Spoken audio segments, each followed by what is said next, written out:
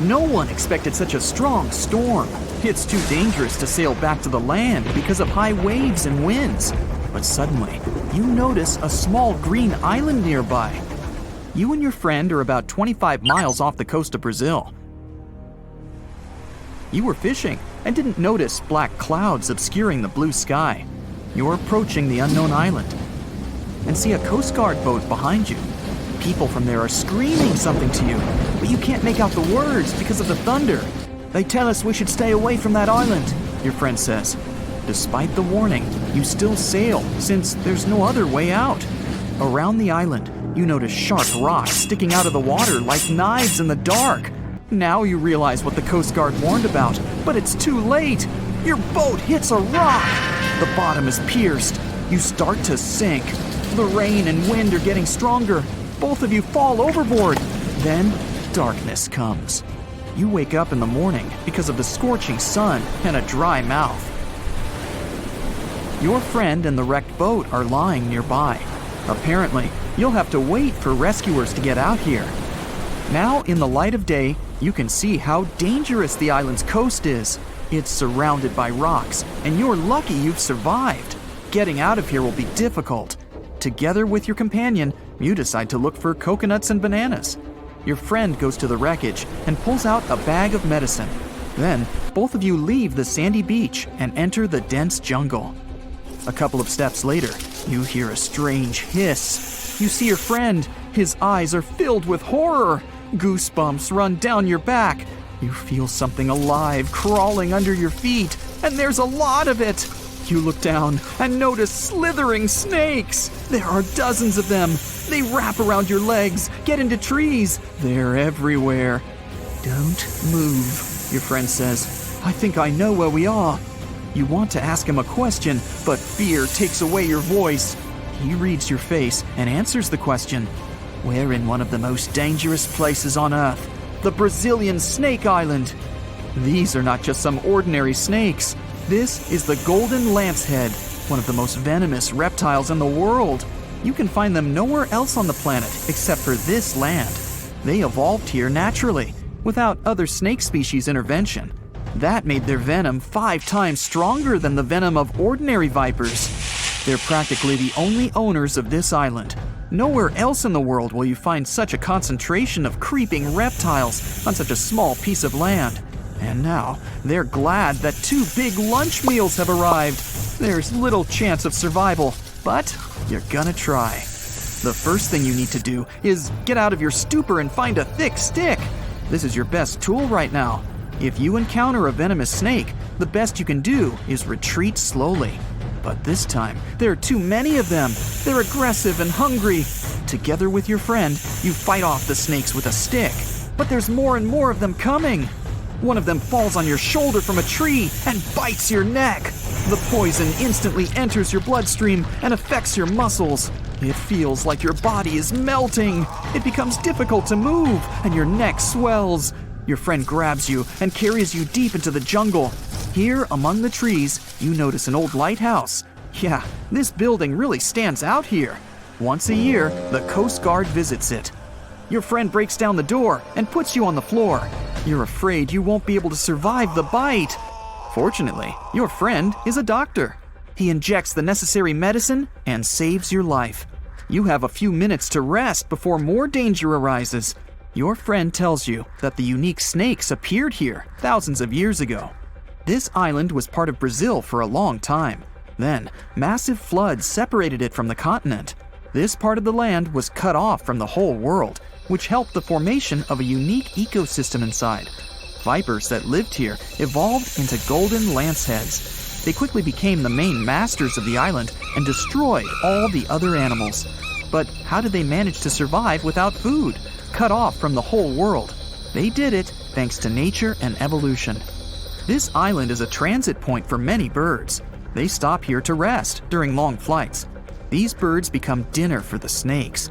Previously, a snake bite almost didn't harm the birds. They were frightened and flew away, leaving the snake without food. But over years of evolution, the island's owners have developed such a potent poison that one bite was enough for a bird to never take off again. There's also a legend that a pirate hid treasures here a long time ago. And, so that no one would ever find it, he brought snakes to guard his gold. Of course, there's no chest with coins here, but the island is attractive for modern pirates, even today. Golden lancehead snakes are an expensive commodity, so bad people often visit this place to hunt the reptiles. That's why the Coast Guard is always on duty around the island. People are forbidden to visit this place. And even if someone manages to get past the guards, they will have to face the rocks. Only biologists and scientists have permission to study the local fauna. A necessary condition for a visit is a doctor's presence in the team, so they can save people from the snake's poison. So we have pirates and hordes of poisonous snakes, but there's something else that makes the island even worse. At this moment, you hear rustling all over the building. Thousands of little paws are tapping on the walls and floor. You look around and see lots of giant cockroaches. Some of them are half the size of your palm. They crawl under your clothes. You and your friends scream in fear and run out of the lighthouse. Quickly, you reach the shore and fall into the water. It seems that not a single cockroach is left under your shirt. But that's not all. You hear a strange buzzing sound. You look around and see a dark cloud of flying beetles forming in the sky. It's locusts! Thousands of flying insects are heading in your direction. To avoid a collision, you dive under the water and wait for the cloud to pass by. You go up to the surface and move to the shore. Fortunately, there are almost no snakes here. You and your friend are afraid to approach the jungle and wait for several hours until rescuers arrive. You're nervously painting a pattern on the sand and make a promise that you'll never revisit this place. Finally, you see the lifeguard boat. You're trying to tell them you got here by accident. They believe you and evacuate you from the island. While you're sailing away, you think about what would happen if many poisonous snakes appeared in a village or a small town. It's difficult to imagine what kind of problems people would face. But in fact, there's no need to imagine anything.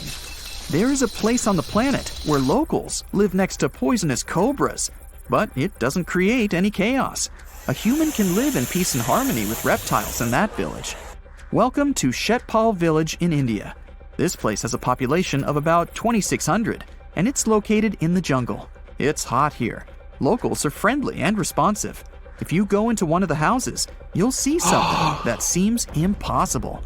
The king cobra, whose venom is one of the most dangerous in the world, calmly crawls around furniture and eats eggs and meat that people give. There's even a special corner for the reptile to relax from the scorching sun, drink water, and have a snack. People are happy about the cobra, as if it was a pet. In the village, cobras are everywhere. They come into houses and schools, crawl through the streets, and keep company during dinner. The locals consider them full-fledged residents. They adore them. The snakes are also used to people and don't see them as dangerous. The coolest thing is there has never been a tragic case in the village because of a poisonous bite. There's no other place in the world where cobras live in such harmony with people. And now for some breaking news. All snakes have suddenly disappeared. If you saw this on the news, what do you think would happen? Well, Voldemort certainly wouldn't be pleased to hear this, and neither would other Slytherin members. Hogwarts would have 3 houses instead of 4. Parseltongue, which is the language of serpents, would become useless. Okay, Potterheads, let's get back to our Muggle world. How would it affect us? Well, let's look at the bright side first. People with ophidiophobia, which is the fear of snakes, would be so relieved. We can all agree that snakes aren't exactly everyone's favorite animal. Some snakes are venomous, and this doesn't help save their reputation. It's often overlooked that these animals usually prefer to retreat when you encounter them. They can become defensive if threatened, but when left alone, they don't want to mess with you. Try telling this to people with a phobia, though. Now they can enjoy outdoor activities, such as mountain climbing, like everyone else. And yet, they would have other worries in the absence of these serpents. The design of the ecosystem works like a clock. Every species has an important role. If one goes down, the others will be affected. Snakes are no exception to this order. They primarily snack on mice or rats. They help to control rodent and other small mammal populations. This is important in terms of preventing the spread of diseases, too. Think about the spread of the plague of medieval times. Driving out all reptiles could cause a similar problem. Did you know that the bubonic plague was never completely gone? It's been spotted in modern times too. For instance, in Madagascar in 2008. So it's good to have some snakes around to protect us from disease outbreaks. You see, snakes are excellent hunters. They ambush their prey by using their highly developed senses to find and track their potential dinner. They're super mobile, can squeeze through cracks, climb on rock walls, and swim. They can even fly. Well, sort of. Flying snakes can't actually gain altitude, but they can glide. They use the speed of free fall and contortions of their bodies to follow airflows and lift themselves. Yeah, they can catch their prey in numerous ways. If we imagine a world without them, it will lead us to another phobia.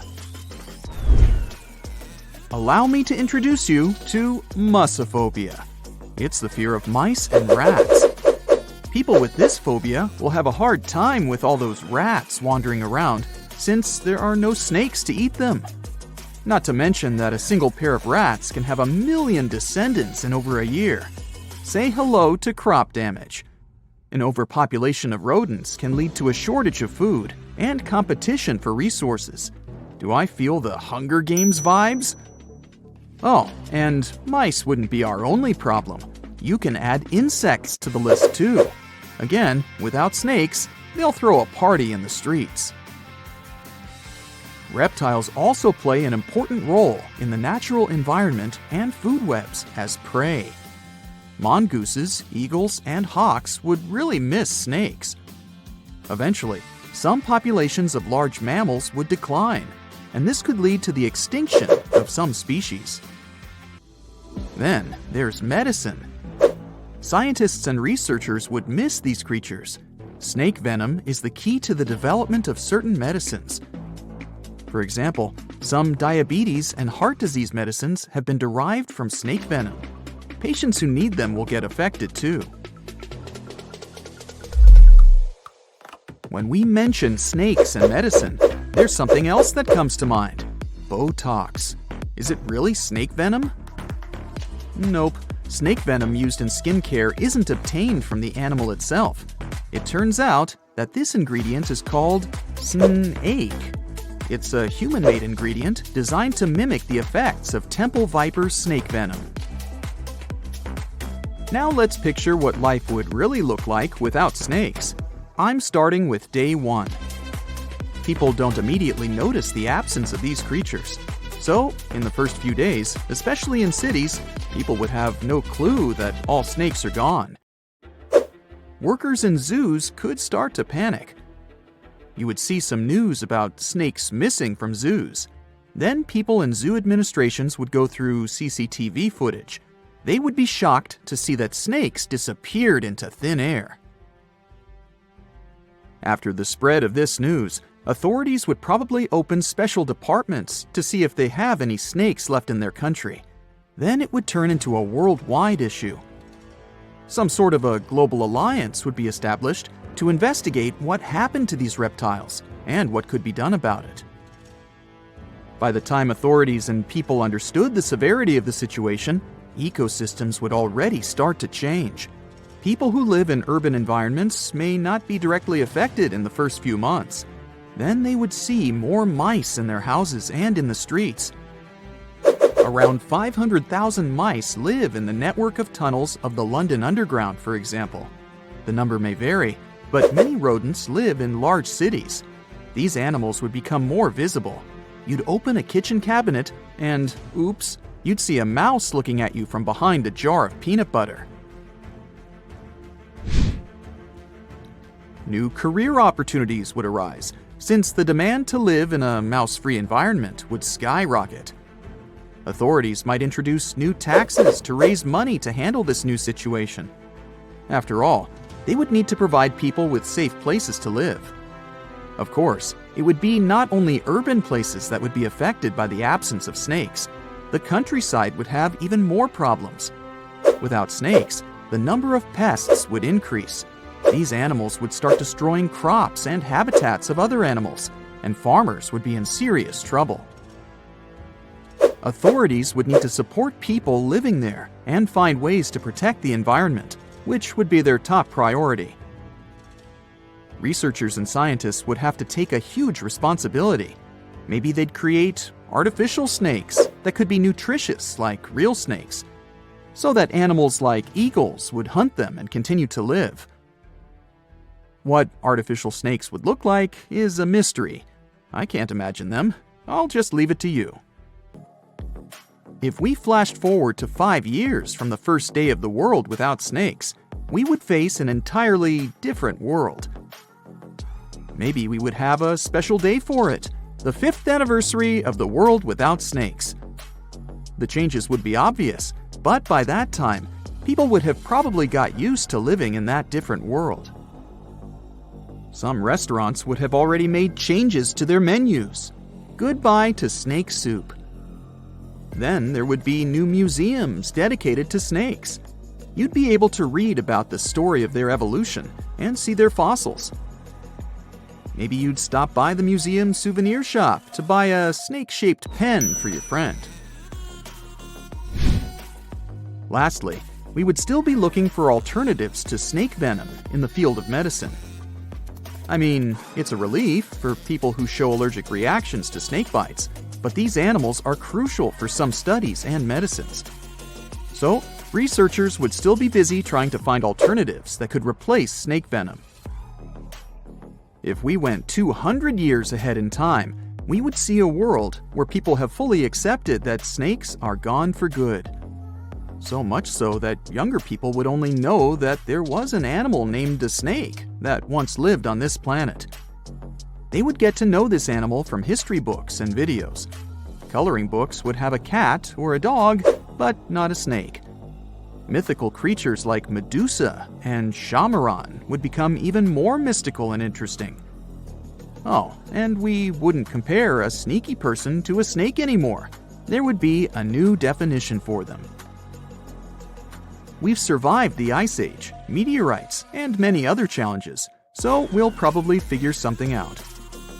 Fingers crossed that this scenario never gets real, though. Do you have any other version of how events could unfold in a snakeless world? It has recently become a popular location for many tourists looking for the perfect place to get away from it all. If you're lucky enough to catch a sunny day here, it's like no other, I can assure you. Chances are, you'll end up having loads of foggy days, but let's be honest, they have a special allure of their own. This enchanting smile-shaped island is called Sable Island. It's located 190 miles from mainland Nova Scotia. It wasn't accessible to the general public until 2013. That's when it was added to the list of National Parks of Canada. You can get here either by plane or by water. But what's so enchanting about this place anyway?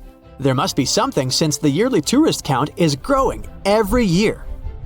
Firstly, there's a spectacular number of wild horses here. There are between 200 and 500 horses roaming free all over the island. There's also a large population of gray seals. The place is also the only breeding location of a rare bird species called the Ipswich sparrow. If you're already considering a trip here, there are some things you need to know first. Remember that fog I mentioned earlier? Well, it turns out that Sable Island is the foggiest place in the Canadian Maritimes.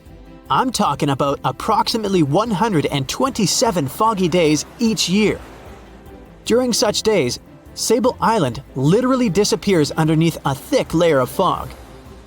You won't be able to explore the place on your own either. The local regulations state that visitors need to travel within a group, and they also need to keep a 197-foot distance from the wildlife they can encounter here. As charming as this place may be, it holds a dark secret hidden beneath the sandy dunes, and it has nothing to do with beautiful creatures living here or the island's unique vegetation. Apart from being known from its horses and seals, Sable Island is infamous for an overwhelming number of shipwrecks. Over the years, about 350 ships have ended their lives here, on these sandbars. When survivors described their experiences, they usually mentioned harsh weather conditions near this mysterious island. The island also made its way into literature when it was described in a book called The Perfect Storm, which was written by Sebastian Junger and published in 1997. The book was so successful that it was later adapted for the big screen in 2000, with George Clooney playing the leading role. The first recorded shipwreck near Sable Island dates back to 1583. The boat was named the HMS Delight and was under the command of British adventurer and explorer Sir Humphrey Gilbert. Only 17 people managed to survive the catastrophe by escaping in a small boat. Records mention that they spent 7 days at sea before reaching the shores of Newfoundland. In 1884, another vessel named the Nicosia struggled in the thick fog as well. The ship was completely destroyed, but fortunately, all 18 crew members managed to survive. The captain's son was almost lost at sea when a lifeboat capsized when he was climbing into it.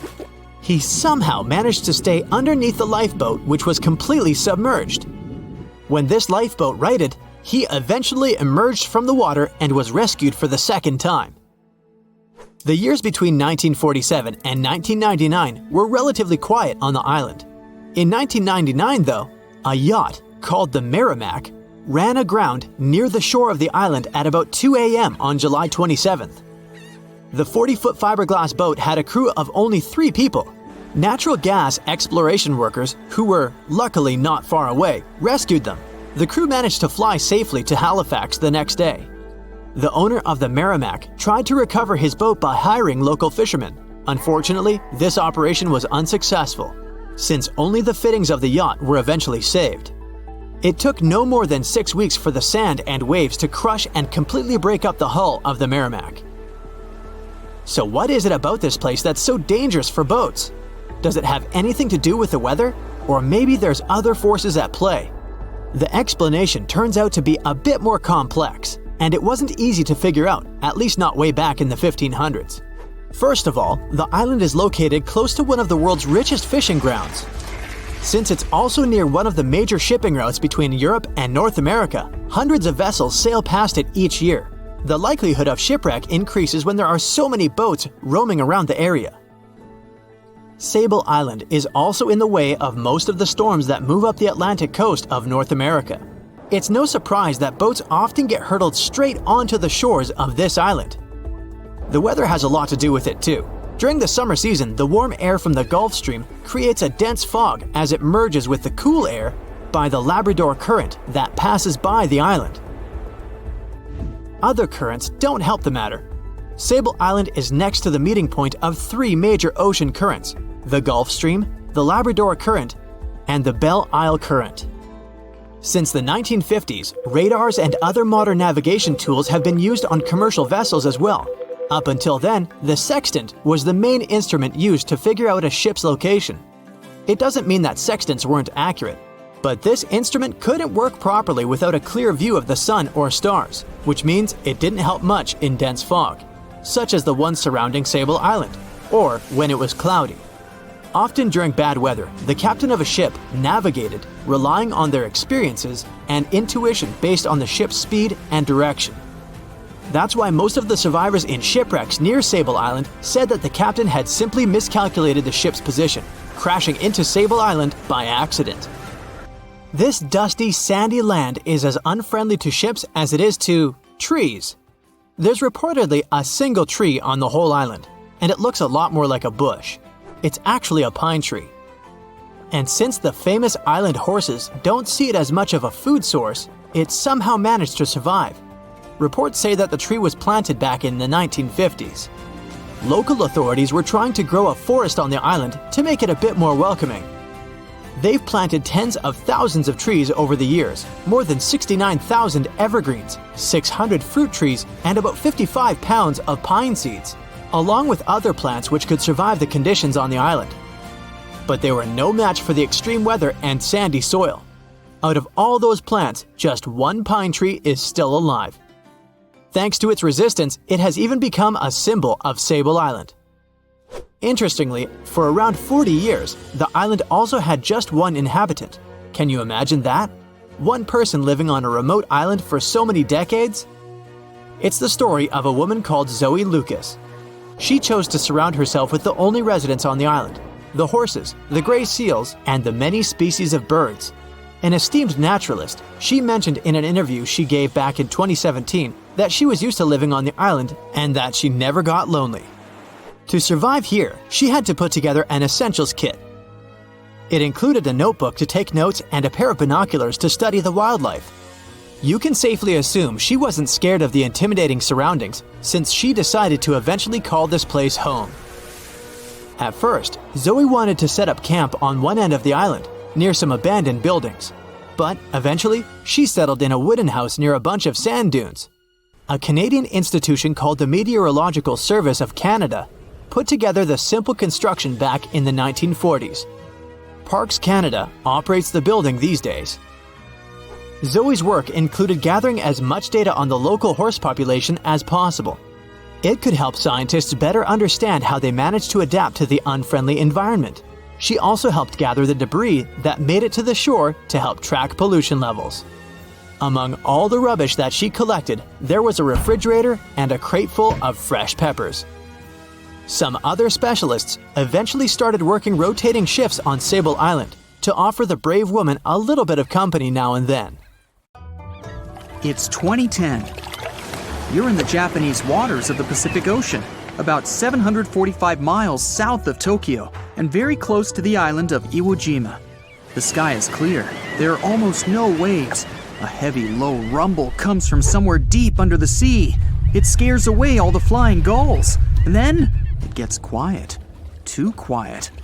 It seems that even light waves don't dare to make a sound. Suddenly, a small bubble rises to the surface of the water. Then, thousands of air bubbles start moving up, one after another. The water begins to boil and heat up. Its temperature is so high that you can cook eggs or pasta in here.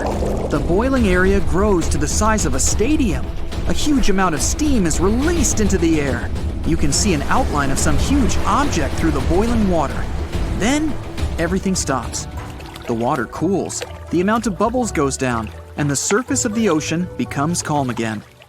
That year, an underwater volcano erupted at that specific location. Fortunately, it didn't bring any serious consequences. In August 2021, the eruption repeated. But this time, everything wasn't limited to the bubbling water. The Japanese Coast Guard reported strong volcanic activity in the region. Hot steam and gases came out of the water and rose into the air to a height of 10 miles, which is about twice the height of Mount Everest. The huge awakened volcano began to slowly lift to the surface. If you took a helicopter ride above this place, you'd see more and more land coming out of the water. This is not just a volcano, it's a whole island in the shape of a horseshoe. And this is just the beginning. Seismologists say this island is the tip of a huge volcano. It fills the sky with smoke and ash. The air temperature is rising. Scientists continue to monitor the situation. They believe the volcano can completely get out of the water. Nobody knows what consequences this may have. This isn't the first island that has appeared in the waters of Japan. Underwater volcanoes have erupted several times over the past century. One of the most surprising cases occurred in 2013. That year, a small piece of land was formed next to the already existing island. The underwater volcano that emerged from the water began to grow slowly. At some moment, it connected to the island. After 2 years, the area of this island increased by 12 times compared to the original size. Smoke is always pouring out of this place, and its surface is filled with red-hot lava flows. The volcano is unstable and isn't going to calm down. Such phenomena occur not only off the coast of Japan. In the 1960s, a volcano awoke on the southern coast of Iceland. For 3 whole years, it was coming to the surface and had formed an island by 1967. They called it Surtsey. Unlike the Japanese islands, this is where the volcanic eruptions ended. Now the island is one of the most inaccessible places on the planet. Only a few scientists in the world have permission to walk around this place. They want to learn how the plant and animal life of the island are formed without human intervention. This is a unique event, and here's why. Underwater volcanoes differ in their behavior from land volcanoes. They don't explode and don't release lava flows upwards. A huge amount of water above them creates high pressure. As soon as the magma gets out, the water immediately lowers it to the seafloor. Underwater eruptions don't normally cause any changes on the ocean surface. So, millions of gallons of lava sink to the bottom, cool down, and solidify around the volcano. This lava forms a thick layer of Earth's rock. To make an island appear on the surface, an underwater volcano needs a lot of magma. The next eruption creates another thick layer. Millions of years pass, and passive lava flows form mountains. Constant eruptions increase the height of the seabed. Layer by layer, the cooled lava rises higher and higher, and then, one day, it appears on the surface in the form of an island. Often, underwater volcanoes don't reach the surface and fall asleep forever. Such volcanoes are called seamounts. The tectonic activity also affects the formation of islands. The volcano has a source of magma that comes from the mantle of the planet. The tectonic plate is moving, and a volcano is placed on it, so the plate can lead the volcano away from the source of magma. When a volcano rises, it can simply move aside and no longer erupt. From the outside, the volcanic islands look like an apocalypse, lava spraying in different directions, smog and ash filling the sky. But in fact, volcanoes are not about destruction, but the creation of new life. Lava is any hot metal, but the natural lava flowing out of volcanoes is called magma. When it appears on the surface of the ground, various gases and acids instantly evaporate from it, and magma becomes lava. But underground, it's magma. These molten metals contain trace elements of almost all chemical substances that exist in nature. They enrich the land they're flowing in. Ash is also filled with many different elements. The lava hardens, the ash settles, and this creates favorable conditions for the appearance of a rich ecosystem. It can take millions of years to develop, though. The simplest bacteria appear. They feed on chemical elements coming from the volcano. When you have favorable conditions for bacteria, you get favorable conditions for bigger life forms. Birds flying by also help to develop the new ecosystem. They build nests on the island, bring tree seeds and plant spores from the continents and other islands. All this enriches life on the volcano. Volcanoes are isolated places, so unique species of animals, insects, and bacteria can appear only there and can't be found anywhere else on the planet. However, if the volcano wakes up, it can also destroy the ecosystem. The entire island can be covered with ash and simply lose all vegetation. But then, on the scorched ground, life can appear again. Hundreds of islands around the world appeared because of the eruptions of underwater volcanoes. Hawaii, Indonesia, and Iceland have them on their territory. Imagine that people settled on a similar volcanic island and built a city there. And one day, the volcano woke up. It once happened 200 miles south of Tokyo. People built a beautiful town right in the center of an active volcano on the island of Aogashima. In May 1785, the catastrophe began. That day was sunny, and no one could imagine what tragedy was approaching them.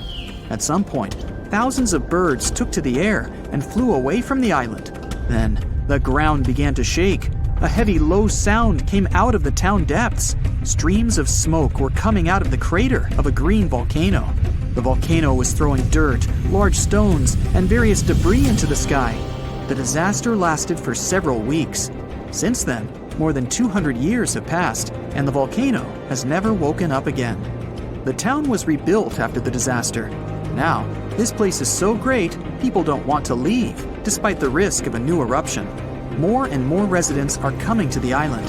There are many thermal springs, and the waters around the island are rich in fish. But the volcano may wake up at any moment. Fortunately, meteorological and seismological services monitor the situation. A lake can also form inside the volcano, but you shouldn't swim in it.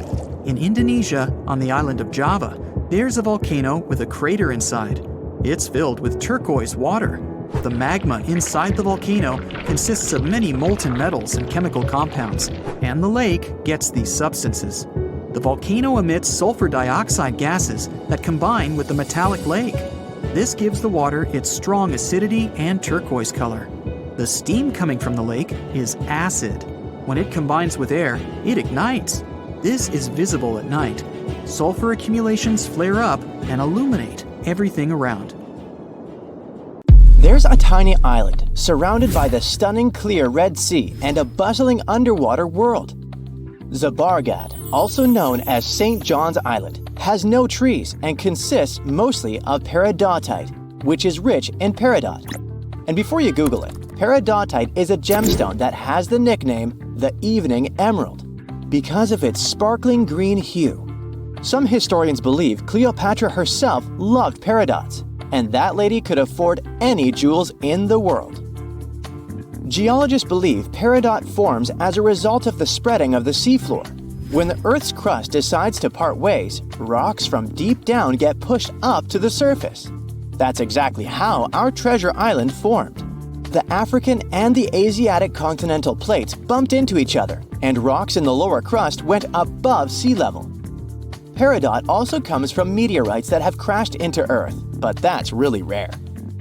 Its color ranges from a brown-green color to yellowish green to pure green. Yellowish green is the most common shade you'll see in jewelry. This color is possible thanks to a good amount of iron in the stone. The deposits of this beauty are spread all across the world, from Vietnam to Arizona and Hawaii, Tanzania, South Africa, Sri Lanka, and Norway. And then, of course, there's Zabargad.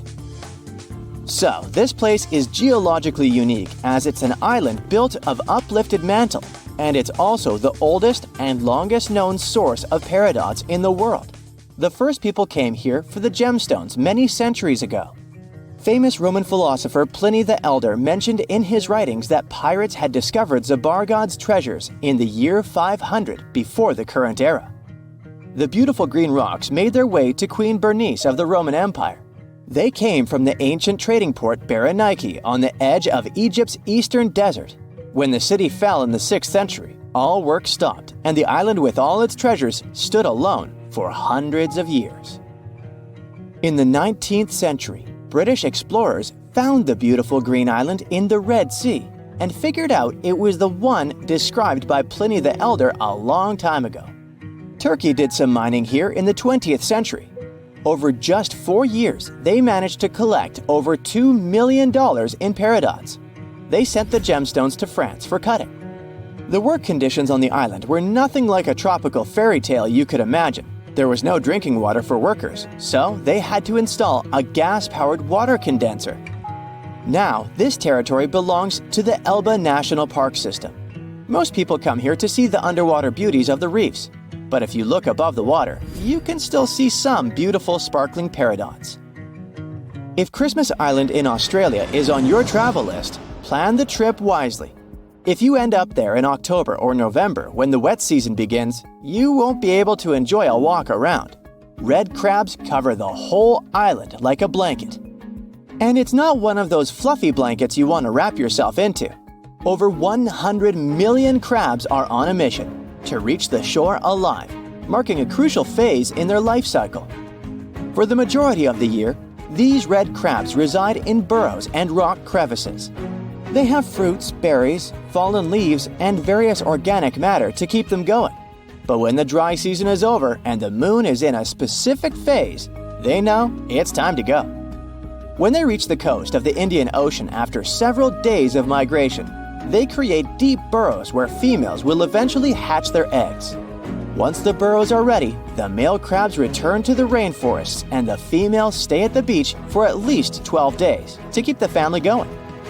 The new parents are so smart, they follow the moon to pick the perfect moment with a milder tide to carry their eggs to the water. Once they hatch, the crabs bring their new family members back inland. There, they wait for the rainy season again to keep the circle of life going. To safeguard this magic, authorities close road in areas where crab migration takes place. Japan has a brand new addition to its archipelago. The world's newest landmass literally popped up in November 2023.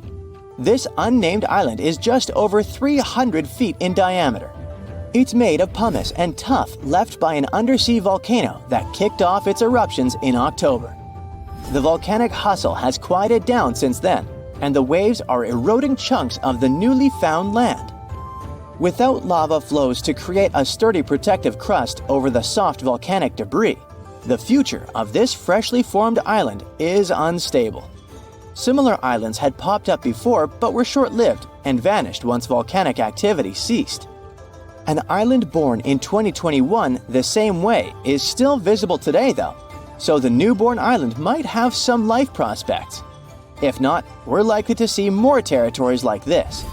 Japan is super rich in active volcanoes on land, with over 100 in its collection. If you make friends with the Uros people living in the Lake Titicaca area and ask them for their address to send a postcard, they will have a hard time answering. Their ancestors from more than 500 years ago came up with a brilliant invention to protect themselves from the Incas. They built islands from totora roots and reeds that could be moved away from danger deep into the lake. Totora plants help the local community a lot since it's water resistant and is used for all sorts of things, from building boats to roofs and mattresses.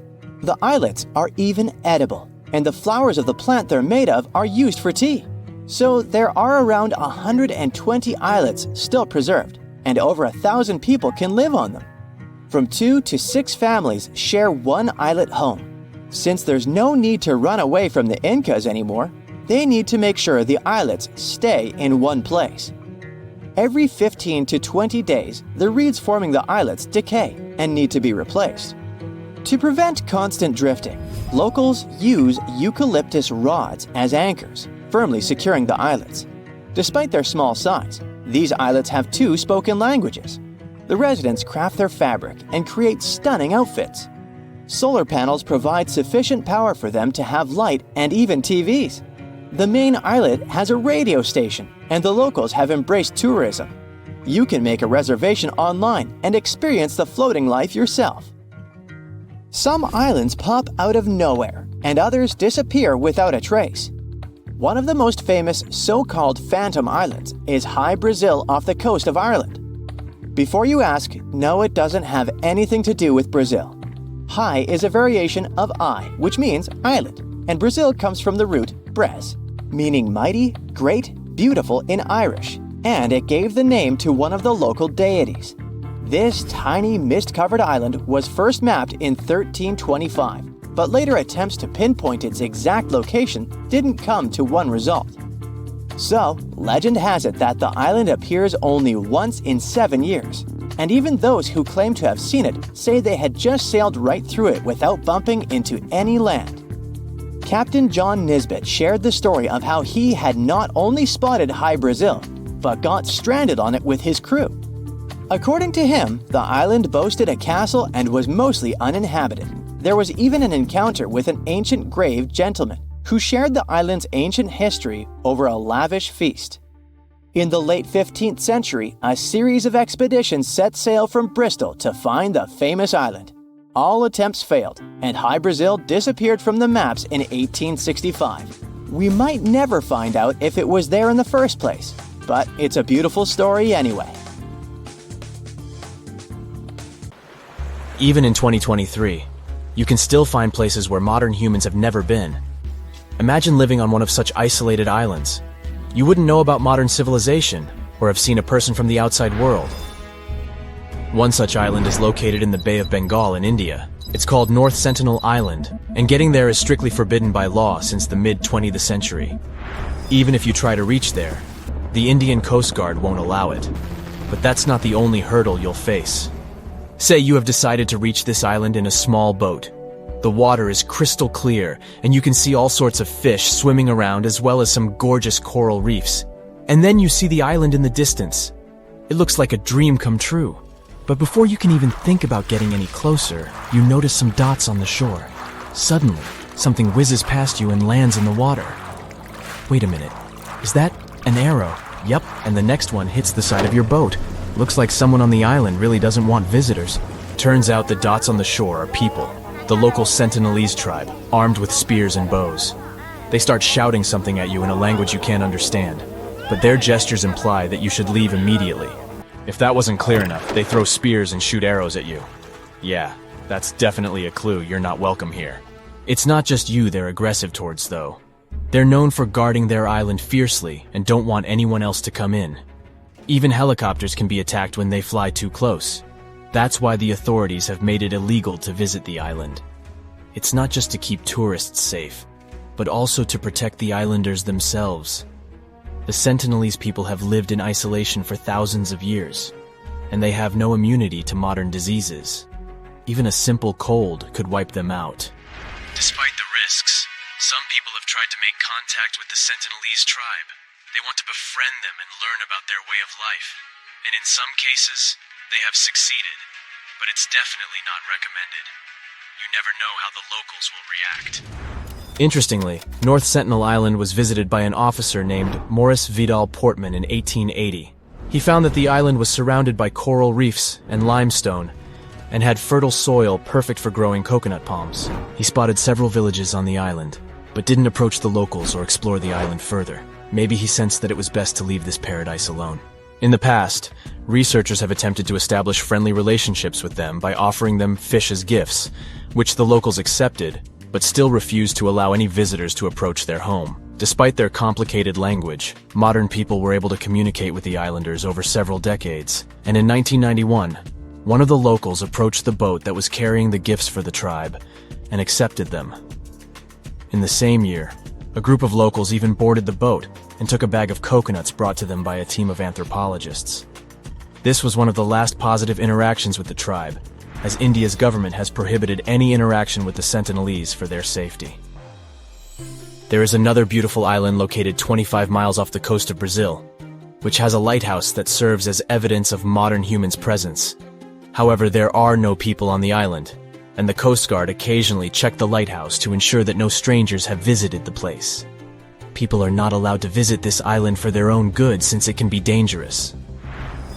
So, what's wrong with Snake Island? The name will give you a hint. It's got like 4,000 snakes all over the place. Basically, one every 10 square feet. They slither on the ground and hang from the trees. And these are not just any snakes, but some of the most venomous in the world. They're called golden lanceheads, and they only live on this island. The snakes are so savage that they specialize on hunting birds that come here to rest during their long flights. The island used to be connected to Brazil, but it got separated by the sea about 10,000 years ago, and since then these snakes have ruled the roost. They're the kings of the island, and they have no predators to fear, but they don't have a lot of food options either, so they evolved to have super venomous bites to take down their prey easily. Anyway, enough about snakes. Let me tell you about another creepy island in Mexico. It is located in one of the canals in the area called Xochimilco, just 11 miles away from Mexico City. It's not forbidden to visit or anything, but it's pretty scary anyway. So have you heard of the Island of the Dolls? It's a creepy place filled with dolls hanging from trees and buildings. A guy in the 50s moved here alone from Mexico City and started hanging them up, and continued to do so for decades, making the place look like a haunted doll graveyard. But wait, it gets even creepier. The dolls have deteriorated over time, covered in moss and turned green. Some say they come to life at night. If that doesn't give you the heebie-jeebies, I don't know what will. Now let me tell you about Bouvet Island, one of the most mysterious places on Earth. It's located in the South Atlantic Ocean, 1,600 miles away from South Africa and 1,100 miles from Antarctica. It's super difficult to reach, and normally you can only do so from large ships passing by. The island is almost entirely covered by a glacier, and at its center, there is a volcanic crater. The only inhabitants of this place are penguins and seals. It's a perfect location for someone who wants to be alone, away from civilization. It was discovered in 1739 by a French explorer, but they didn't write down the location, so for almost 70 years nobody knew where it was. In the early 19th century, it was rediscovered, but it wasn't until 1927 that someone actually set foot on its shores. Fast forward to the mid-20th century, and some people decide to build a weather station there. When they arrived, they found something super weird, an empty lifeboat just chilling in a lagoon with a bunch of seals. It was in good shape, and there were oars and a buoyancy tank nearby. There weren't any markings or signs of who it belonged to, but it seemed like whoever had been on it had escaped from a wrecked ship. Strange thing though, there were no footprints or signs of people on the island, so where did the sailors go? Nobody knows. Let's finish with a completely safe and cute island in the Bahamas called Pig Beach. It's not the official name of the place, but everyone calls it this way because the island is home to lots of pigs. They spend their days swimming, sunbathing on the beach, exploring the jungle, and begging tourists for food. What's really cool is that you can stay at a hotel on a nearby island and take a boat to visit the pigs. They're super friendly and love attention, especially when there's food involved. And thanks to the kindness of tourists and locals, these cute little pink and brown piglets are able to survive on the island. No one knows for sure how the pigs ended up on the island. According to legend, they survived a shipwreck and swam to safety on Pig Beach. There are also a few cats and goats on the island, which adds to the Animal Farm vibes it's giving out. So if you're looking for a unique and adorable experience, Pig Beach is definitely worth a visit. Just remember to bring some snacks for the piggies. Now, all the islands can be easily tracked by coordinates, but it's not the case with these Peruvian islands. These floating islands occupy a corner of Lake Titicaca, the world's most navigable lake. The cool thing about Uros Islands is that these islets are human-made. They were built by layering totora roots and reeds. Totora is water-resistant, and it can be used for making boats, roofs, mattresses, and more. Also, these islets are kind of edible. You heard me right. The plant the islands are made of can be eaten, and its flowers can be used to make tea. Now, there's a serious downside, though. Every 15 to 20 days, the reeds composing the islets rot, so they need to be replaced with new ones. And it's an endless cycle of work and repair. As it's human-made, it's more of a boat than an island. Plus, the Titicaca waters can be pretty turbulent. So the locals needed to find a way to stop the islands from constantly drifting away. To do that, they stick eucalyptus rods into the bottom of the lake, and these rods serve as anchors. Now, despite the tininess of these islets, there are two languages spoken in this territory, this one and that one, neither of which I can speak, hence the subtitles. Also, people living there are pretty self-sufficient. They can even weave their own fabric and make stunning outfits out of them. Forget about mass-market clothes. Today, Uros Islands are quite modern. There are solar panels to give just enough power for light and even TVs. There's a radio station on the main island, and the best part is that the locals even rent lodges to tourists. Yep, you can book everything online. Ever since ancient times, people have always been looking for the secrets of longevity. It turns out that there's actually a conveyor belt of centenarians. Not a conveyor belt for sure, but rather a geographic area famous for its inhabitants beating all the longevity records. So let's go on a trip to Okinawa. No visa and tickets are required, plus you won't get jet lag. So Okinawa has a nickname, the Hawaii of Japan, but we need to differentiate two concepts here. The Okinawa Prefecture, which is made up of more than 160 islands, and the main island, which is also called Okinawa. By the way, if you ever want to get to this island or any neighboring ones, you'll need to hop on a ferry. For those people who dislike winter, Okinawa is the perfect destination for you. Even in its colder months, the temperatures there can reach 68 degrees Fahrenheit. Yep, and ocean water is also pretty inviting. In addition to perfect weather conditions, they also seem to have a perfect diet in that archipelago. The thing is, this place is a melting pot of cuisines. There's a strong Chinese influence here, so you'll easily find Chinese delicacies on any menu. If you're more into noodles, then you can treat yourself to soba noodles. Taco rice is also popular there, and they have their particular type of seaweed, the sea grapes. They say it's the rich diet in tofu, yam, and seaweed that makes people in this area live longer than average. Now, there's already enough to make you want to visit this awesome place. But here are some more cool facts about Okinawa. For one, the first cherry blossoms can be found here. It's already possible to see the first petals in mid-January. And this locale is the birthplace of karate. So, chop chop, off we go to the next destination. This is a football field. Let's cut it in two halves. Look at one of the resulting halves. Now, imagine 100 people living there. They say Hong Kong is the busiest place on our planet, but Magingo Island seems to be no less busy than that. Different sources provide different information. Some of them say that there are 131 inhabitants, while others claim there are about 500 of them. Let's stick to the less shocking figure, but 131 inhabitants for half an acre is still mind-boggling. By the way, it's not the most peculiar thing about this island. Its location is quite interesting too. Unlike most regular islands, this one is located in Lake Victoria between Kenya and Uganda, and not in the sea or ocean. There are quite a lot of buildings for its small territory, and all of them have metal tiled roofs. If you saw it from above, you think it's a giant metal turtle floating on the water. There's barely any vegetation there.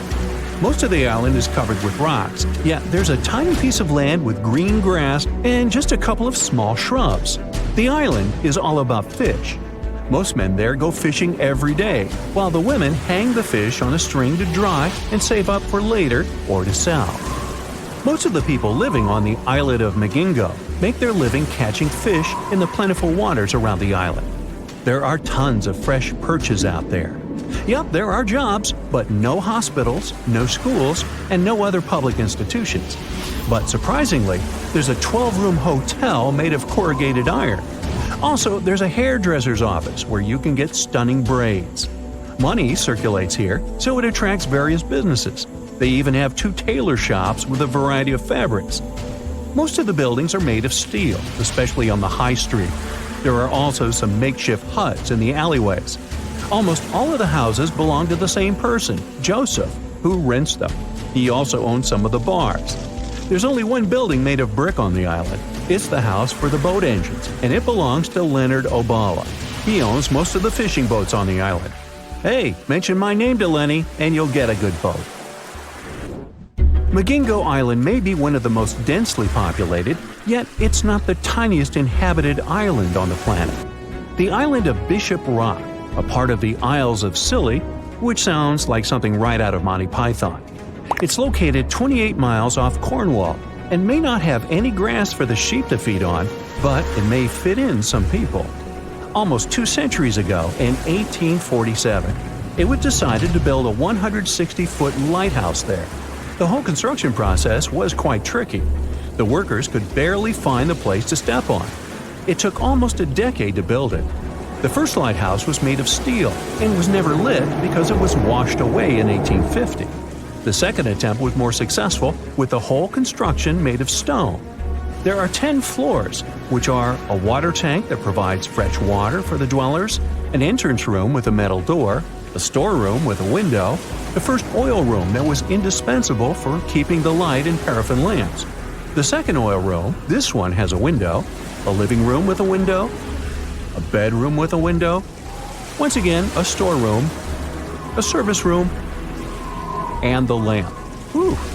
Any lighthouse needs a keeper, so they moved into the place in 1858, and it lit its first paraffin lamps on the 1st of September, the very same year. It meant that Bishop Rock wasn't uninhabited any longer. It wasn't the first time that the island got some dwellers. The first people appeared there back in the 13th century. It was a kind of punishment for those who were guilty of felonies. Like this, it became Britain's smallest island. It still holds a Guinness record for being the world's smallest island with a building on it. Today, the island is uninhabited because the lighthouse has been automated since 1992. So, we've had a longevity island, one of the world's densest islands, the smallest one, and never-stopping edible islands. But what about the cutest island? I'm sure everyone is going to love it, unless they're allergic to cats. There are only about 55 human residents, but over 100 four-pawed ones. They say the fluffy residents are really sweet, as they're used to being around people. So, the moment you step on the Tashirajima Island, you'll be greeted with a rub against your legs. There's even a cat shrine on that island, which is quite rare. And, wait for it, it's the cat's meow. The Azores are 9 islands in the Atlantic Ocean, sitting about a third of the way from Europe to North America. A history textbook will tell you that the Portuguese explorers discovered this beautiful archipelago in the 15th century. Until then, they were uninhabited.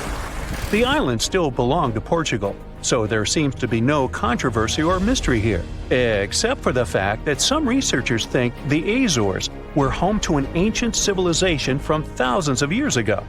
Others support the idea that the famous Atlantis itself was here. In 2010, archaeologists announced that they found some structures on the islands which looked like they were from the Stone Age. If that's true, it would mean that there was a civilization back then which was advanced enough to travel this far and settle on the remote islands. A special scientific commission studied the matter and concluded that those structures were natural rock formations or had a more modern origin. So the first settlers were supposed to have been the Portuguese. It didn't stop some enthusiastic scientists from further research. They analyzed the DNA of mice from the Azores and found that it had the same genetic characteristics as house mice from Northern Europe. The little rodents couldn't have sailed this far without humans, so it looks like the first people had arrived at the Azores before the Portuguese, and the plot thickens. Dr. Felix Rodriguez, who works at the University of the Azores, is determined to find out exactly when it happened. He's studying the megalithic structures found in the Azores. Similar structures found in Western Europe and the Mediterranean date back to the Neolithic age. According to Dr. Rodriguez, the oldest findings are from 4,200 years ago. It's not clear when civilizations left them. The professor identified 7 megalithic structures in one complex as dolmens for the deceased. The cavities are all cylindrical in shape and definitely don't look like a natural formation. The material from the cavities turned out to be at least 2,500 years old. There are also some pieces of ceramics that seem to be even older. It looks like the rocks in the area had been lifted. You can see it by the small waves left by lava. It's thick and sticky, so it can't leave vertical marks. Someone must have moved the rock from its horizontal position. Another interesting finding is some stone anchors with holes found by the sea. Similar ones were used in the Mediterranean and on the Atlantic coast of Europe, dating back to 1000 and 2000 BCE. The 15th century Portuguese were advanced sailors and never used stone anchors, only metal ones. The scientists also managed to find a structure built right in the volcanic tuff. It looks somewhat similar to the ones built in the Mediterranean that are at least 2,000 years old. These structures are called columbariums and were used to store the ashes of the deceased. They also found something resembling an oven next to it, so they could be a part of one complex. There's also a basin in the middle, and it's not the only one on the island. It looks like they had a special meaning to their builders. There are channels around the construction. They connect the 4 basins and the sunlights, each of them at different times of the year. It was all carefully planned, as they were lit the brightest during winter and summer solstices and autumn and spring equinoxes. The water passed through all the basins and went directly into the sea. It could have been a purifying ritual. Now, some people are skeptical about the findings and believe they're all parts of a fortress from the 16th century. Professor Rodriguez is determined to prove it's all much, much older. There must have been some ancient civilization here that could have left because of the volcanoes that go crazy every 50 years. Antonietta Costa, a postdoctoral student at the University of Porto in Portugal, is also sure that the first people came to the Azores in prehistoric times. She has studied standing stones with small openings, explained as cuts for quarrying the stones. Costa believes they are part of a calendar system. She noticed that none of the slits in the rocks were aligned with the cardinal east direction. The slits closest to it are smaller than the ones facing other directions, so it can't be just a coincidence. It also looks like the slits are aligned with the solstices, and that's what makes Costa think it could be a calendar. She also thinks the inscriptions left on slabs of bedrock on the islands are much like those maps that were left on the rocks during the Stone Age in mainland Europe. Another interesting theory about the Azores is that it could have been the location of the famous Atlantis, which was lost under the sea. Since the Azores archipelago is in the middle of an ocean, it could technically be a perfect place for that. A 20th century scholar quoted Plato to prove this theory was right. The Greek philosopher suggested that Atlantis was in between the continents. The coins and sculptures supposedly found in the Azores when the Portuguese just arrived also point that there was someone else present there. And way more recently, in 2013, a sailor found a huge structure looking like a pyramid off the Azores coast. It was most likely a large submarine volcano, but it's much cooler to think it was some big deal in Atlantis, right? Peru has its own mystery. Amid the desert, you can find some eerie marks called the Nazca lines. They're known as geoglyphs and were created more than 2,000 years ago by the people of the Nazca culture. Thanks to a dry climate and strong winds in the desert, most of the Nazca lines have reached our day. To create them, Nazca people removed the top layer of the pebbles and revealed the soil beneath the ground. The color of the soil changes from reddish-brown to yellowish-gray, so the lines always look different. Most of the geoglyphs depict plants and animals. You can clearly see a monkey, a whale, a condor, a hummingbird, a spider, various flowers, trees, and other plants. There are also some geometric shapes, such as triangles, trapezoids, and spirals. Since they were discovered in the 1920s, scientists have offered different explanations for the lines. Some say that in Nazca culture, people ascribe special significance to these motifs, so they probably created these shapes for deities in the sky to see. Others believe they were a sort of astronomical calendar, and animal sketches were modeled after groups of stars. This theory was proved wrong, so the purpose of the lines remains a mystery. Another place that leaves many questions is Nimrut Mountain in Turkey. This mountain has a complex of monuments with temples and tombs. It was built by the Kingdom of Commagene, which ruled here around the 1st century BCE. There are statues of King Antiochus, 2 lions, 2 eagles, Zeus, Hercules, and Apollo. Archaeologists found the ruins of this complex at the end of the 19th century. They thought it had been built by the Assyrians. Then, some of the most famous scientists of the time came here and found an inscription in Greek. It had details about the sculptures and the names of important members of the Commagene royal family. It looked like it had been put there for future visitors. The scientists established that the statues used to be full-size figures. Changes in temperature, strong winds, snow, and the bright sun didn't leave them a chance to last in all their original glory. Plus, the complex is in an earthquake zone, so all you can see now is mostly the heads of the statues. They look incredibly complex and large for their time. The biggest question is, how did the people who lived thousands of years ago manage to create such huge sculptures on top of the mountain? It's obvious that they worked on shaping the limestone blocks up there and not on the ground. So, stay tuned. We'll keep an eye on this. Imagine you're a movie director looking for beautiful landscapes to shoot a movie. You walk along the picturesque Paraná River and find a perfectly round island in its delta. It's slightly larger than a soccer field. You come back a few days later and see that the island has changed its position. It's moved a little to the side and spun around its axis. This is what happened to Argentinian director Sergio Newspiller in 2016. He discovered an island that constantly moves around its axis. He called it the Eye. If you look at it from a bird's eye view, you'll see that it's similar to a slowly moving eye. It's like nature itself is looking at you. The doctor forgot about his initial movie idea and decided to make a documentary about this island. You can find the Eye in the northeastern part of Argentina, or you can open Google Maps and type El Hoyo to see it. No one had known much about this place before the director found it. Perhaps there are many such moving islands on the planet. If you look at satellite images of this area, you can see other similar pieces of land inside lakes, but they're not so round and don't rotate. Surprisingly, scientists haven't yet solved the secret of the bizarre island. The most popular theory says that underground wells create strong water flows and change the current that pushes the island from side to side. When the Eye collides with the ground, it bounces off like a ball, causing parts of its muddy shores to break off.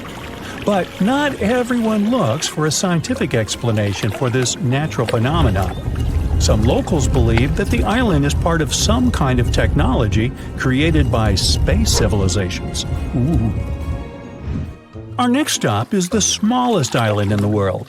No one can even step on it because of its size.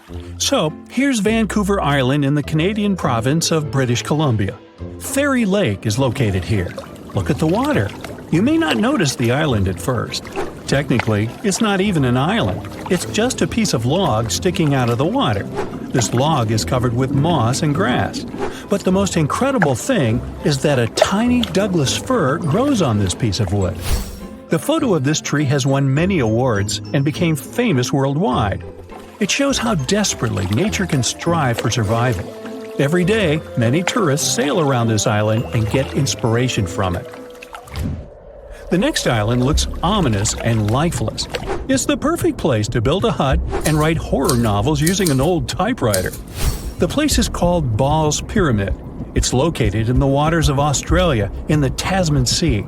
You can see this colossal fin sticking out of the water from afar. This is a sharp stone ridge with a height of 1,800 feet, almost twice the size of the Eiffel Tower, in the center of an uninhabited volcanic island. It's dangerous to approach the place and step ashore because of its slippery stone surface. Scientists come here with special equipment and probably some good boots with traction.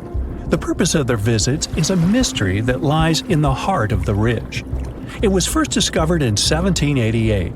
The navigators who found it considered the island lifeless, and so it was believed for more than 200 years. But then, in 2001, people decided to examine the place again. A group of scientists arrived there and found one of the rarest insects in the world. At the height of more than 100 feet, a small bush grew. A colony of land lobsters, also called walking sausages, was hiding there. These are critters from the family of stick insects. They look pretty creepy, since each of them is about 6 inches in size, which is the average size of a sausage. The bodies of these six-paw beetles are covered with a hard brown shell. Scientists found 27 insects, and their population keeps growing. These creatures were considered extinct at the beginning of the 20th century. Scientists still don't know how these beetles got to this remote, harsh place and how they managed to survive there. The next unusual place is probably the most isolated and one of the most mysterious in the world. Welcome to Bouvet Island, located in the southern Atlantic Ocean, 1,600 miles from the coast of South Africa and 1,100 miles from Antarctica. It's possible to get there only if some big ship is passing by. An ordinary motorboat won't be able to reach this place because of the cold temperature and icebergs. The island is completely covered with ice and has a volcano crater in its center. You won't find anyone living there except penguins and seals. One French explorer discovered the island in 1739, but then its coordinates were lost. People found this place again only at the beginning of the 19th century. But people set foot on the shore of this island for the first time only in 1927. Then, closer to the 50s, they decided to build a weather station on it. Researchers came there and found something strange on the icy surface of the island. And it wasn't due to the penguins and seals. It was a lifeboat lying in a small lagoon among the seals. It was in good condition. Not far from the boat, they found oars and an empty copper container. Perhaps some ship went down nearby, and the survivors reached the island in this boat. But the researchers found no traces of people. Until now, this boat remains a big mystery. How about visiting an island that doesn't exist? It's in the South Pacific Ocean near Australia and New Caledonia. It's called Sandy Island. It was first discovered in 1876. Researchers began putting it on maps at the beginning of the 20th century. But when people arrived at the specified coordinates, they found no island. So by 1970, people had removed it from all the maps released at that time. Then, in 2012, Sandy Island appeared again, this time on Google Maps. The researchers came there, but still found nothing. Maybe it had gone underwater. With the help of echolocation devices, they explored the seabed, but didn't notice any signs of an island. They found out that it appeared on the maps because of human error when printed cards were being transferred to digital ones. The mistake was quickly corrected, but a trace of it remained. If you enter these coordinates into Google Maps, you'll see a mysterious black spot in the middle of the ocean. And that's precisely where I am narrating this story. Nah. How did people discover it in 1876? Most likely it was an underwater volcano that woke up and spewed some magma out. In the cold water, it solidified and turned into pumice. So people on that ship must have noticed huge floating pieces of volcanic rock and mistook them for an island. Our next island could be a new continent, but turned into nothing. At the beginning of the 20th century, famous marine explorer Robert Peary, the first in history to reach the North Pole, went on an expedition to the northernmost Canadian island, Ellesmere. He was on the shore, looking through his binoculars at the ocean. In the distance, amid the white snow, he noticed the white peaks of a giant island stretching across the horizon. The traveler didn't have enough food and fuel to get there and check out this land. He wrote the coordinates in his diary and went back to the mainland. Together with other researchers, they concluded that he had found not just an island, but a new continent. A few years later, Robert Peary organized a new expedition to that place. But this time, he couldn't find the mysterious icy land. The ship stayed in cold waters for several days, drifting from side to side. The crew was running out of food and fuel. They were about to go back, but then they noticed those snowy peaks again. The joy of discovery was quickly replaced by disappointment. Those peaks were just fog. Under the influence of cold air and the sun's rays, the fog looked like an island at a certain angle. When the ship approached it, the island dissolved like a mirage. Oh well. Have you ever heard of an island that is regularly attacked by sharks? For many years, people living there haven't been able to find a way to stop this. Neither can they understand why sharks come there so often. So, what's going on? Why do these predators keep bothering this specific island while completely ignoring the others in the area? Let's go to this mysterious place and try to find out. July 22nd, 2015. The ocean waters near Reunion Island were clear and transparent. The western part of the island, St. Lou, had always been a great spot for surfing. But on this pleasant sunny day, one of the locals almost lost his life. A 6-foot bull shark appeared out of nowhere. Once right next to the shore, it suddenly charged at surfer Rodolphe Arriaghi. His friend, doctor and professor of geography at the University of La Réunion, Erwan Lagabriel, was nearby, talking with 2 other surfers at that moment. Suddenly, they heard some noise. Realizing that it was his friend, Lagabriel rushed to help. The shark was 65 feet away from him. He said that all of this felt like some kind of a horror movie. He rushed to Arriaghi, even though he didn't understand what exactly had happened.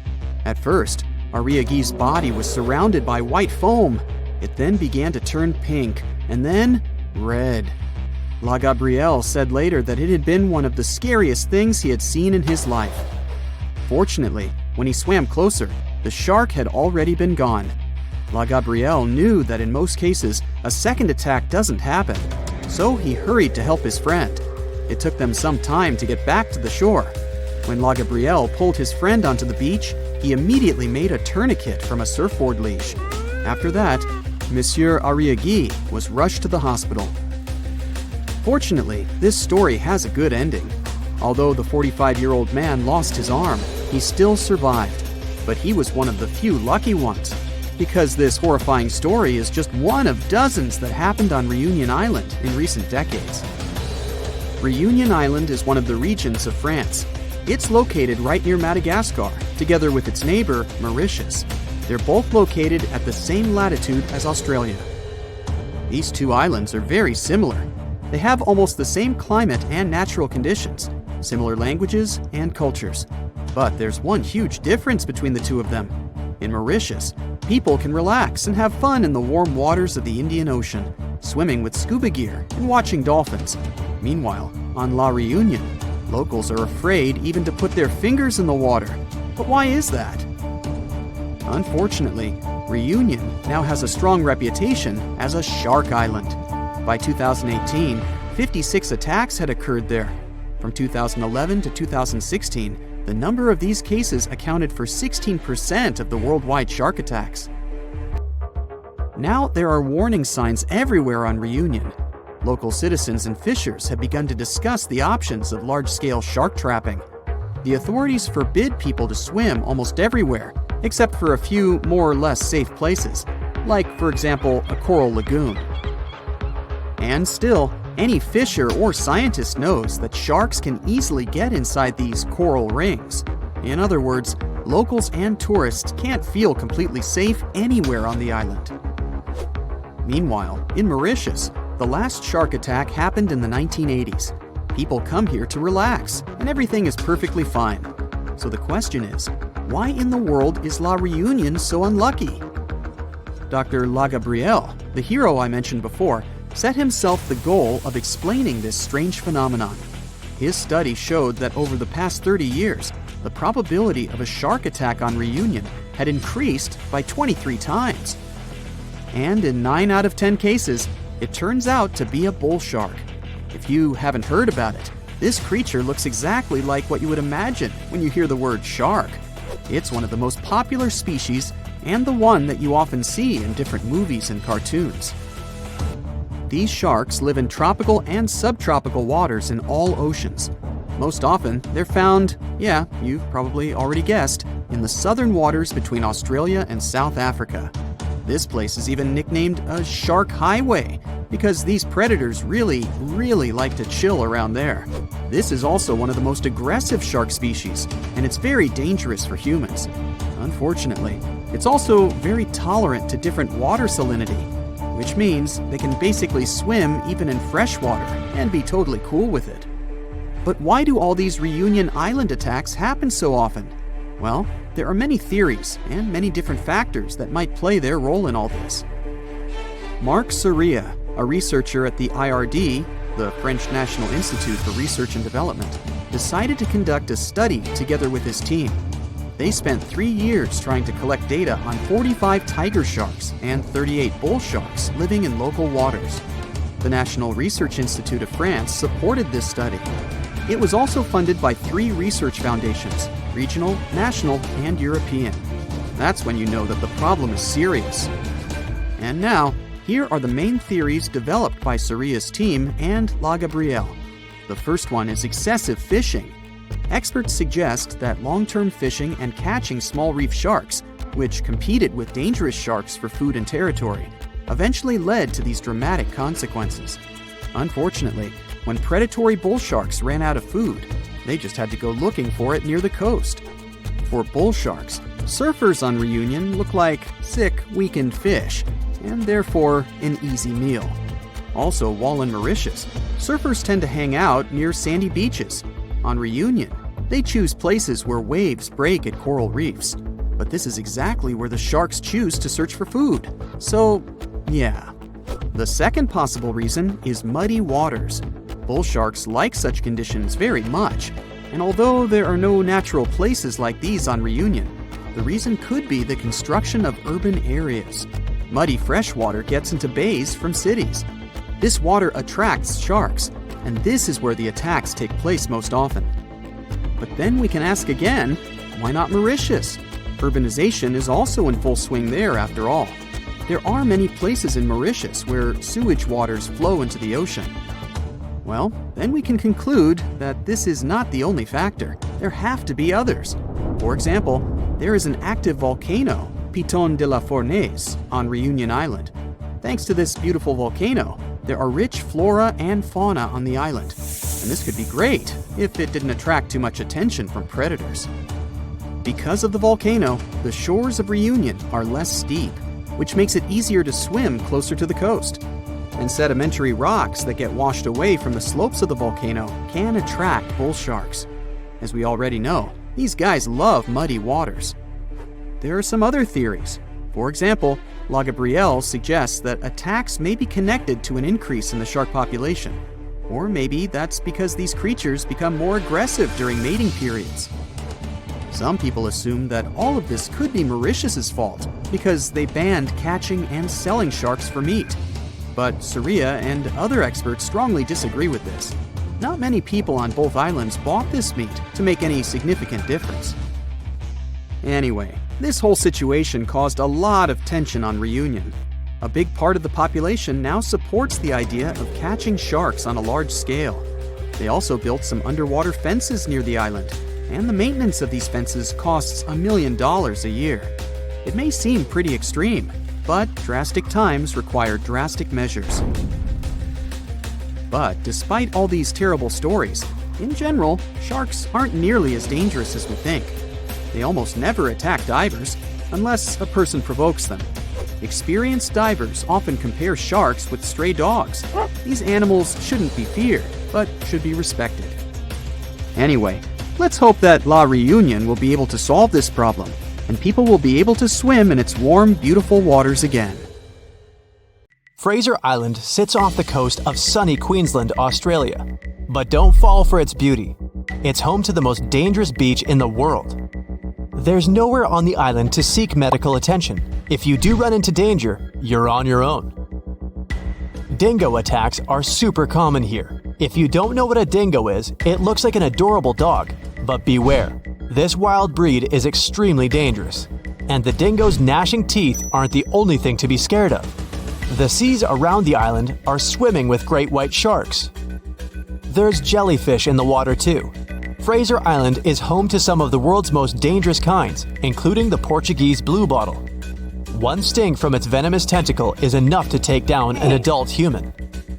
Even if you manage to avoid the creatures on the island, the sea itself is perilous. The waters are incredibly rough and have powerful riptides. These are strong currents that will pull you away from the shore. And remember, there are no lifeguards to come to your rescue if you get in trouble. Even the sand is dangerous. Car rollovers in the thick dunes happen all the time. It's definitely best to swap your car for a dune buggy. Travelers also often drive down the dunes straight into the lakes below, but the lakes are incredibly shallow, which is not very safe. Fraser Island is also known for its beautiful lookout points, but you'll need to watch your step. You might feel on top of the world, but stay well away from the edges as jagged rocks and crashing waves line the shore below. There's an island in Brazil known as Snake Island, which is equally dangerous. I wonder what the hazard could be here. It's home to thousands of golden lancehead vipers, which are one of the most venomous snakes on the planet. They grow to over 20 inches long, and their fast-acting venom melts the flesh from around their bites. There are around 4,000 snakes on the tiny 106-acre isle. Snake Island has become so dangerous that the Brazilian authorities had to ban everyone from going there. For years, the only human inhabitants to brave the island were a lighthouse keeper and his family. But local legend says that one night a group of snakes crawled in through a window to attack, and the family was never seen again. Known as the Gas Mask Town, the island of Miyake-jima is not one to visit in a hurry. It's home to a fiery, active volcano that has erupted several times over the past few years. There were several massive eruptions leading to the spread of a highly poisonous gas across the island. Residents are now required to carry gas masks at all times, and a terrifying alarm blares across the island whenever the poison levels get too high. The island is also in the middle of the Devil's Sea. Ships mysteriously vanish in the area, and experts have no idea why. The North Sentinel Island is home to a remote and unwelcoming tribe. They lived alone on the island without any modern technology or contact with the outside world for over 60,000 years. And that's just the way they like it. They've been known to fire arrows at anyone who attempts to enter the island. There are many stories of people visiting the island, and they are never seen again. It's not ghoulish ghosts or slithering snakes that you have to worry about on the Caribbean island of Saba. It's hurricanes. The tiny island has been hit by more severe hurricanes than anywhere in the world over the last 150 years.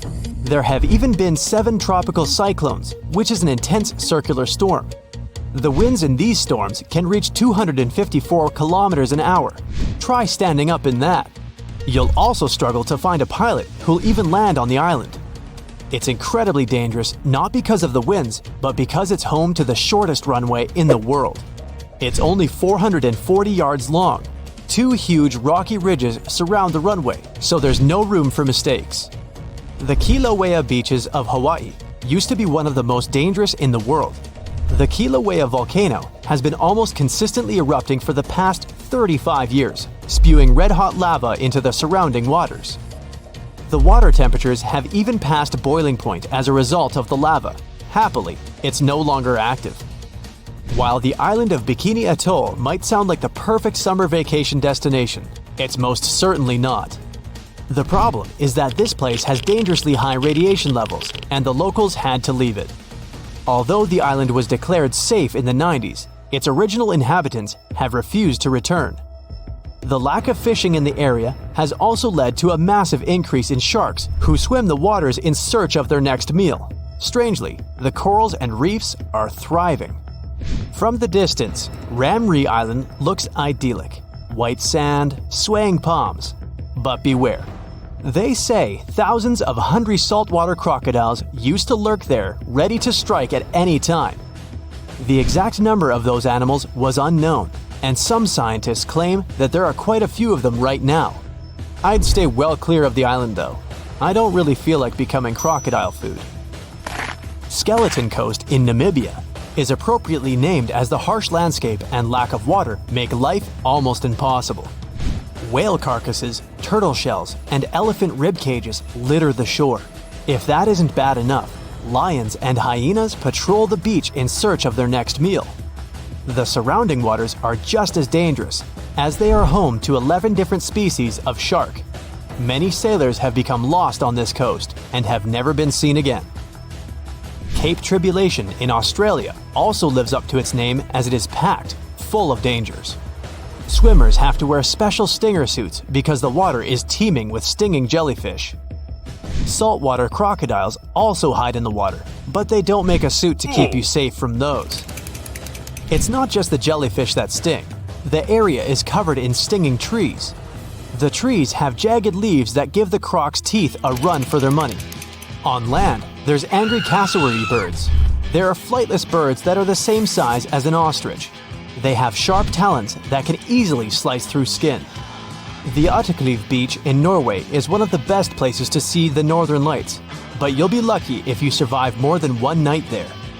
The seas surrounding the island can reach 46 degrees Fahrenheit, and that's just in the summer. It probably feels like swimming in ice cream. For years, Gansby Beach has remained a habitat for the most dangerous creatures on the planet. Sharks are particular fans of its waters, and the coastal stretch is known as the Great White Shark Capital. The sharks are attracted to the 60,000 sea lions that flock to the beach every year. Not just shark food, wild sea lions can be unpredictable and aggressive towards humans. Comoro Islands are the worst vacation destination for those who don't really like mosquitoes. The place is swarming with the little guys. Locals say all the water on the island must be contaminated because of them. So they like to sterilize water before drinking, making ice, and even brushing their teeth.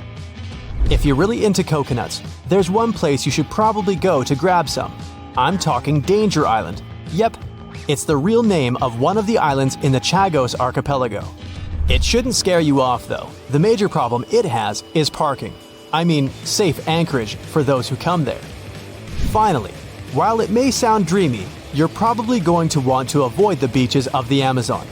Sharp-toothed red-bellied piranhas, anacondas, and electric eels are just some of the beach's regular residents.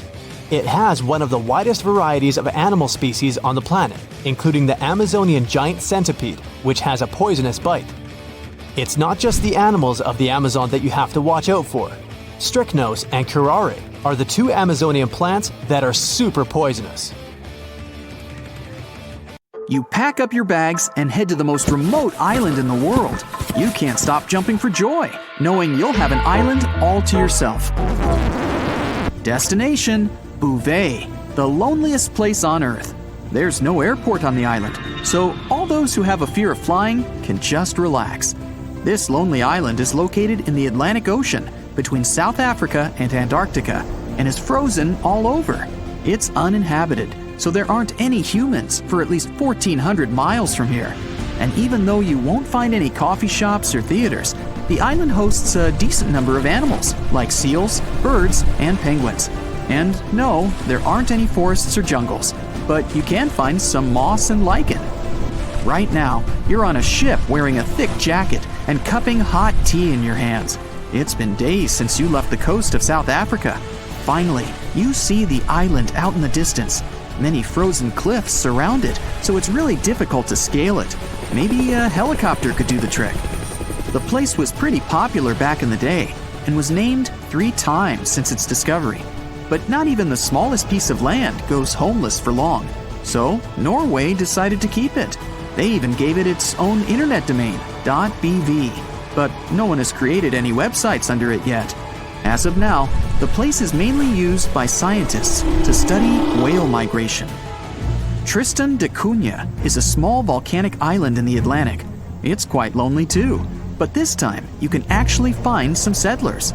Its closest neighbors are Buenos Aires in Argentina and Cape Town in South Africa, both of which are more than 1,000 miles away. Just like Bouvet, this place doesn't have an airport. You could catch a ship from Cape Town instead, for a 7-day voyage costing you between $800 to $1,500. Be prepared for a long visit. These ships don't come and go every day. You may find yourself booking a place for an entire month before going back home. There's no mistaking this place with its giant 6,700-foot volcanic cone, which actually erupted in the 1960s. Luckily, they were able to evacuate everyone to a neighboring island in time. This little piece of land is home to no more than 280 people and has its own decent economy to sustain itself. About 1,300 miles south is St. Helena, a more vibrant and hip island because, guess what? It has an airport. Planes fly all the way from South Africa once a week. But there's a trick. Pilots have to be specially trained to land in the mountaintop airport. The country is smaller than Rhode Island, the smallest state in the U.S., but what it lacks in real estate, it makes up for in its rich history. Napoleon spent his final years on the island, and it's also home to the oldest tortoise in the world. Population here doesn't exceed 5,000 people who love to enjoy the beach and the amazing highland scenery. In 1790, a group of British and Tahitian sailors reached a chain of islands in the South Pacific in the middle of nowhere. Seeing as they were stuck and loving the isolation, they decided to create a settlement on one of them. Later, these land spots would be called Pitcairn Islands, and still, only one would be left inhabited. The population? 50 people. You can find a mix of cultures between British, Polynesian, and other Pacific Islanders thriving and living life to the fullest. And why wouldn't they? All 4 islands have incredible subtropical climates and rich volcanic soil for crops and vegetation. In 2016, it was labeled the world's 2nd largest marine protected area. Be prepared for a long sea voyage if you plan on paying a little visit. You can catch a ride on a supply ship that hosts 12 passengers each trip. 2,500 miles off Africa, in the southern part of the Indian Ocean, you'll find Amsterdam Island. No, the capital of the Netherlands didn't pack up and sail away. This remote island is home to an extinct volcano that rises to about 3,000 feet. And the place itself is only as big as a mall. There are no permanent residents, but it hosts scientists and a research facility, around 30 people. All the way north is the Norwegian archipelago of Svalbard. Seems calm and peaceful, with people enjoying their days. Except, wait, get back inside. This place is known as Polar Bear Island, where the bear population outnumbers the human one. You may arrive by plane or ship, but either way, you'd be getting a breathtaking view of snowy mountains and cute, colorful buildings.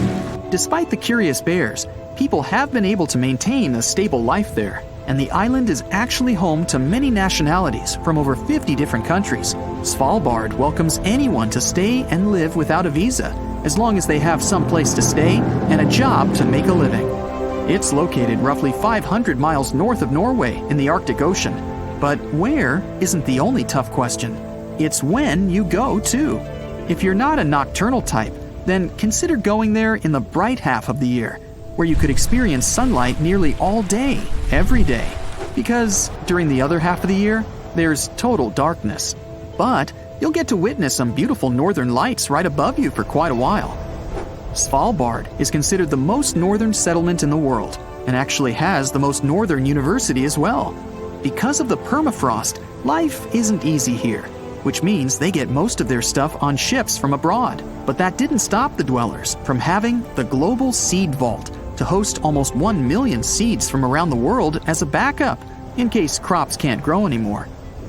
Off the coast of Chile is the easternmost presence of Polynesian culture. 2,300 miles west of South America and 1,200 miles away from Pitcairn Islands, the most famous island inhabitants are known around the world for their huge heads. Yeah, those heads. More than 600 are scattered across Easter Island, but archaeologists dug deeper and discovered that their bodies are buried beneath the ground. The island is also known as Rapa Nui, or the Great Rapa. It doesn't have white sandy beaches, but the dry sunny spots and amazing ashen cliffs were formed by the lava from volcanoes. North Sentinel Island is a beautiful paradise with just one problem. No one is allowed to enter it. There's a native tribe living there, untouched by any outside civilization, and everyone decided to keep it that way. Over the last 200 years, several dozen people were able to get a hands-on experience with the islanders, but let's just say it didn't end well. It's even completely off any shipping route to avoid contact.